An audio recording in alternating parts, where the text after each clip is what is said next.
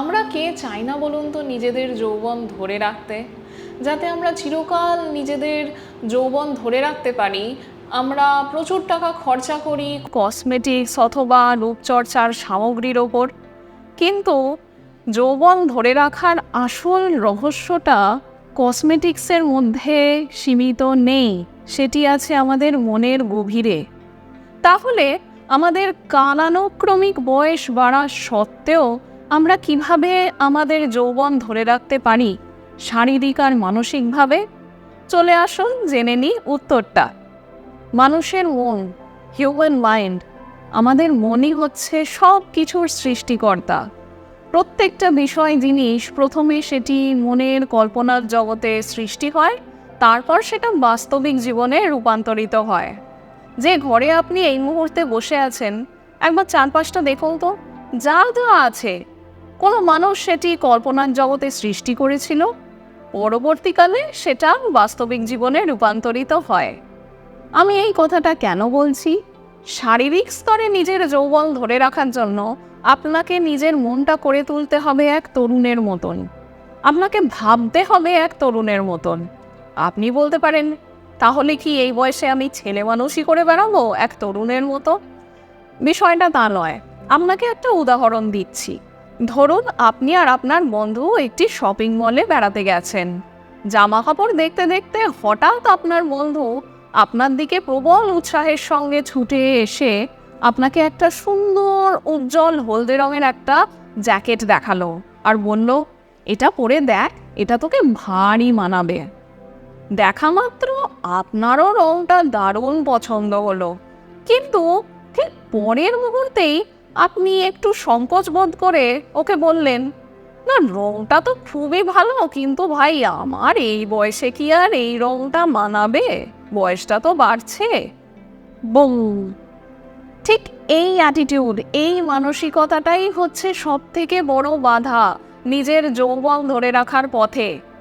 আমি এটা বোঝাতে চাই না যে আপনি প্রচণ্ড উজ্জ্বল শকিং কালারগুলো পরে নিজেকে জোয়ান দেখানোর চেষ্টা করুন। আমি চাই আপনি একটু ভেবে দেখুন আপনার মনের ভাবনাগুলো কিভাবে কাজ করে। একটা বয়সের পর আমরা নিজেদের অনেক কিছু কাজ করতে আটকে রাখি, যদিও বা আমাদের মন সেটা করতে চায়। যেমন ধরুন, ও বাবা, সবার সামনে নাচানাচি করব, আমার ছেলেমেয়েরা কি ভাববে?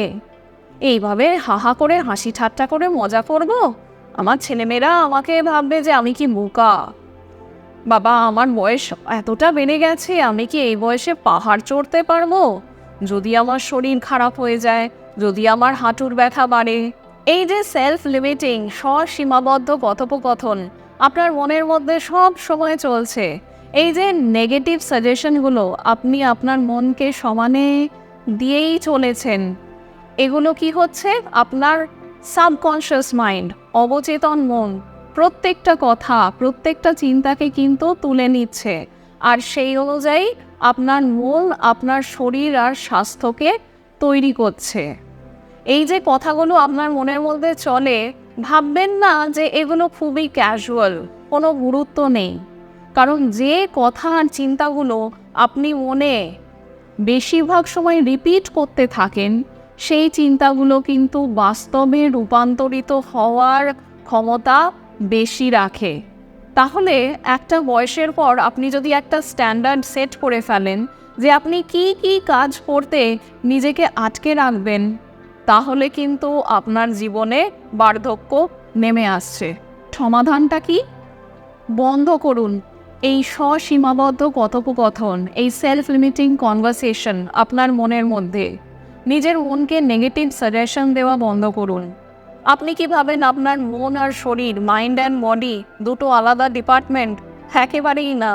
আপনি আপনার শরীরের সঙ্গে যা করবেন, আপনার মনের ওপর প্রভাব পড়বে। আপনার মনে যে রেডিওটা সবসময় চলতে থাকবে, তার প্রভাব আপনার শরীরের ওপর পড়বে। তাই এই কথাগুলো আর বলবেন না যে আমার অনেক বয়স হয়ে গেছে, আর এইসব করলে আমাকে মানায়, আমার তো বয়স পেরিয়ে গেছে, আমি কি আর এই কাজটা করতে পারবো? একটা কথা মনে রাখবেন, আমাদের শব্দ, আমাদের বলা কথা, আমাদের রোজকার চিন্তার মধ্যে প্রচুর শক্তি আছে, যা আমাদের কল্পনার বাইরে। এবার থেকে নিজেকে এই কথাগুলো বলুন, এতটাই যখন ইচ্ছে করেছে একবার চেষ্টা করেই দেখি না।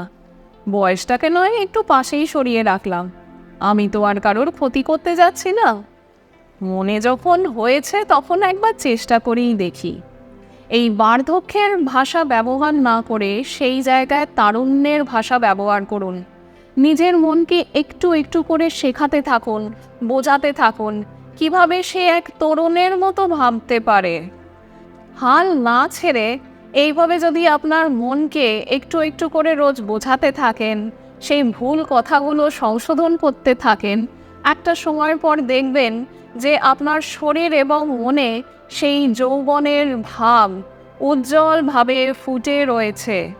দেখা গেল যে আপনার ৮০ বছর বয়সেও আপনার শরীর এবং মন আপনাকে সাপোর্ট হচ্ছে, যাতে আপনি সুন্দর সুস্থভাবে রীতিমতো পাহাড় চড়তে পারেন।